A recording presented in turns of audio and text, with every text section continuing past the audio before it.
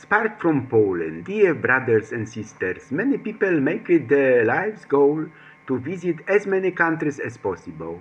While this is a beautiful dream, it's worth realizing that there are countries to which one can return again and always discover new places that fascinate and delight.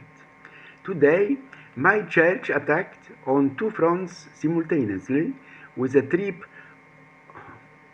of the Pope Leo XIV to Monaco and Cardinal Krajewski's inauguration at the Cathedral of St. Stanislaus Kostka in the heart of Poland in the city of Łódź.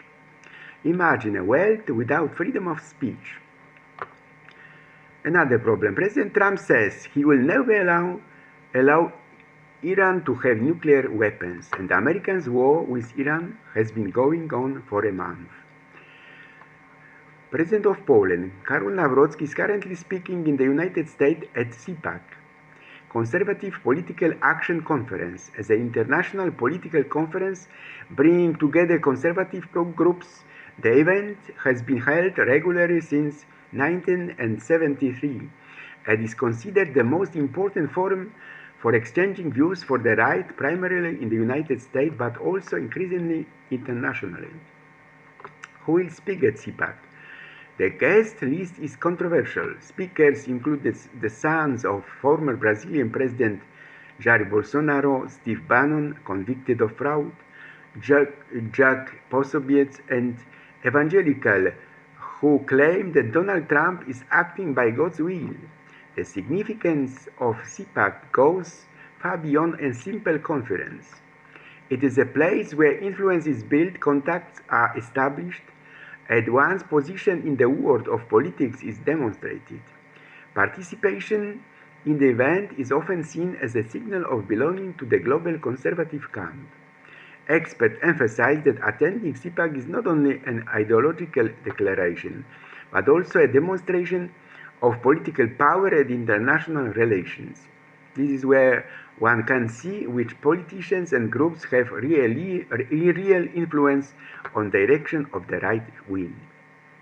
During his speech, President Karol Nawrocki is scheduled to discuss the state of Polish-American relations and their historical foundations in the context of the 250th anniversary of the United States Declaration of Independence, a recollection of the shared heroes and values that unite the two countries is also planned.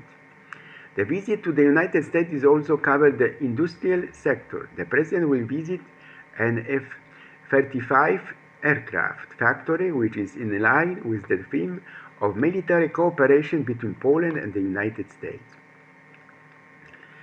The Polish President was in Hungary a few days ago. No representatives from the Ministry of Foreign Affairs accompanied him during these trips on Hungary and on the United States.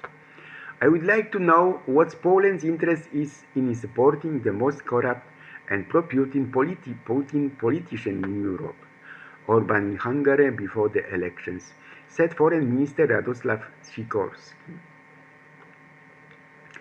Now a fundamental question arises. Am I poor? Personally, are we keeping up with President Trump's wealth? Have we as Poles allowed ourselves to be lured into guilt? Are we milking the system? Are we milking benefits? Many people set a lifelong goal of visiting as many countries as possible. Also, United States. Are we milking benefits in United States? CPAC Chairman Matt Schlapp and conservative commentator Michael Knowles sharply presented the upcoming midterm elections and the 2028 presidential election in the discussion.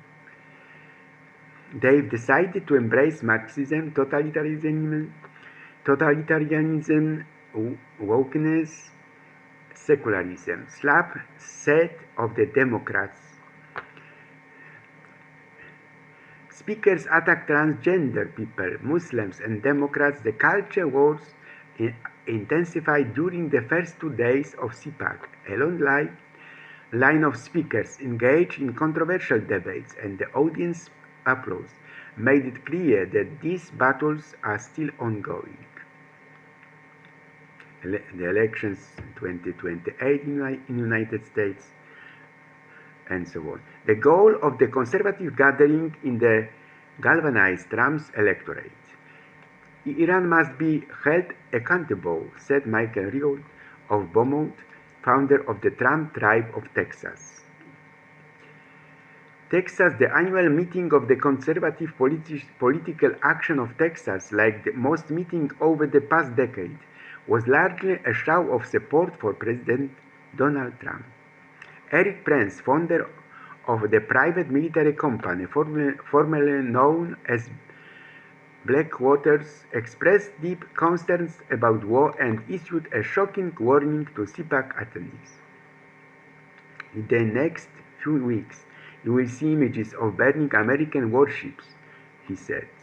In his opening remarks, Pastor Franklin Graham, son of legendary evangelist Billy Graham, told attendees, "Your mission is to fight woke culture, critical race theory, transgender ideology, and everything else that threatens to infect our families, churches, workplaces, and schools with a godless and anti-American agenda."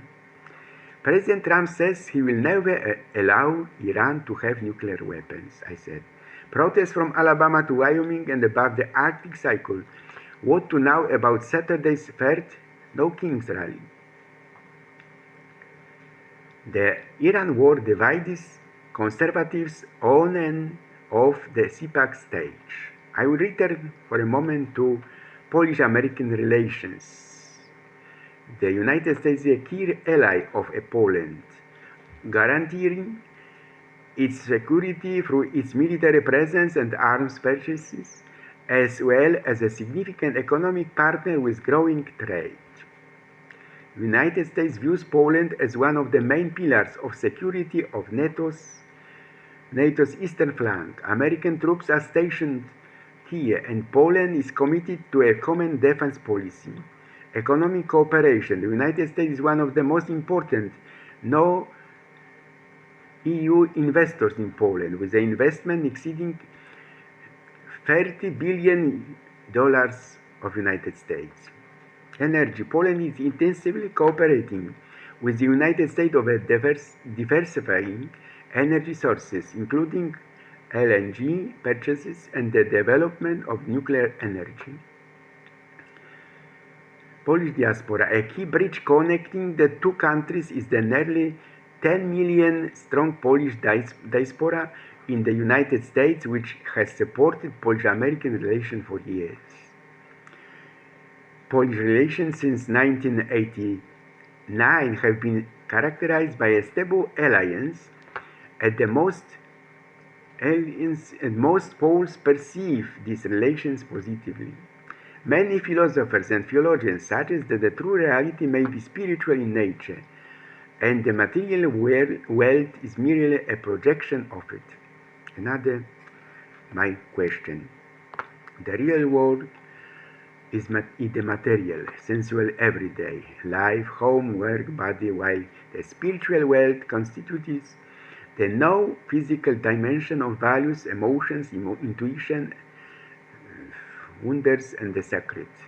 Both dimensions intertwine, creating the fullness of human experience, where spirituality helps maintain inner balance and interpret reality. The spiritual world is not separate from the real. Spirituality often gives meaning to material existence, and intuition acts as a bridge between these two realms. Spiritual development helps rebuild a sense of self-worth, regain emotional freedom, and achieve balance. The relationship between free will and the meaning of life is one of the key philosophical, psychological, and neurobiological issues. Free will, understood as the ability to make independent choices, is often seen as the foundation for a sense of meaning, responsibility, and a personal life narrative. Today we say that time is an illusion, that chat rooms and reels rule us. There is no freedom of speech in internet. There is no freedom of speech if the poor are silenced. John Paul II once said, Poland has never betrayed. But now a deranged logic is emerging in the church. Is Jesus yes and the church no? I will never forgive myself. Somebody said in Poland. Is the universe God himself? Or perhaps the eye of God lies beyond the universe? We have killed life. What did China discover on Mars? We don't know. Tusk is barred from the White House. At CPAC, however, they are asking about our success of polls. And there is repression at home. Does reality only exist when we look at it? Gangs from the east are taking over Poland. A shocking report by a Central Bureau of Investigation. Nothing disappears after death. I ponder. History has taught us nothing. Also on the issue of Jesus, yes, the church, no.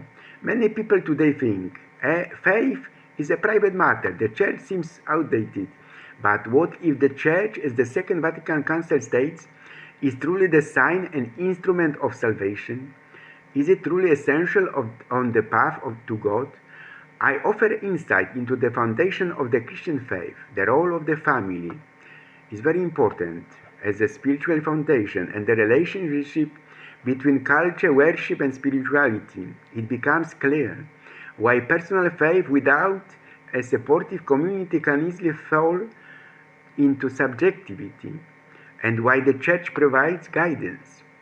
Today, the issue is the church's claim to truth, the visible and invisible dimensions, the community of believers, angels and saints, and the magisterium, task of preserving the truth received. Why can the sacrament be administered only by the church? The question, why does the purely individual faith not necessarily lead to God? Another question, and why does the church become for many the path to eternal life? Questions of the believers and non-believers. Today I would invite you to rediscover the essence of what the church truly is and why it remains irrepressible in the Christian faith. It is also said now that free will makes no sense, but from a religious and moral perspective, we are interested in judgment and responsibility. Free will is the foundation of morality, enabling us to evaluate actions as good or evil. Conversion and change in a religious perspective. Catholic free will allows for a change of life, conversion, even after evil acts, which gives life a deep redemptive meaning. In summary, free will is treated as the main mechanism through which an individual actively constructs the meaning of the life. Even if it is limited by determinism, the very belief in its existence is crucial to human motivation and a sense of purpose. Here I will quote Benedict XVI's prophecy. Soon priests will be reduced to the role of social workers, and the message of faith to a politician vision. All will seem lost, but in due time, precisely in the most dramatic phase of the crisis, the church will be reborn. It will be smaller, poorer, almost catacombs-like, but also holier. For it will no longer be a church of those who strive to please the world, but a church faithful to God and His eternal law. This rebirth will be the work of a small remnant, seemingly insignificant yet steadfast, who have undergone a process of purification. For this is how God works. A small flock resists evil. The little flock will save the real world. The slogan, the little flock will save the world, refers to the biblical metaphor of the church. See Luke chapter 12, verse 32, which, though numerically small, plays a key role in God's plan of salvation. In Catholic theology, the little flock is not an elite group, but a powerful seed of unity, hope, and salvation for the entire world. the seed of the kingdom. The church, even as a little flock, is the seed of and beginning of the God's kingdom on earth. It is through its presence and action that salvation becomes a reality in the world. The little flock has the task of uniting the world with Christ, becoming an instrument of his redemptive love. The role of Christians, including Paul's, this community, often experiencing difficulties, is called to be a servant of the gospel for the salvation of the world. Apart from Paul, in the context of private revelations, for example, St. Faustina Kowalska, often cited in the context of Poland's mission, there is talk of a spark that will emerge from Poland and prepare the world for the coming of Jesus. In the social religious context, the little flock is a community of believers who, through their fidelity to the gospel, influence the reality of the world.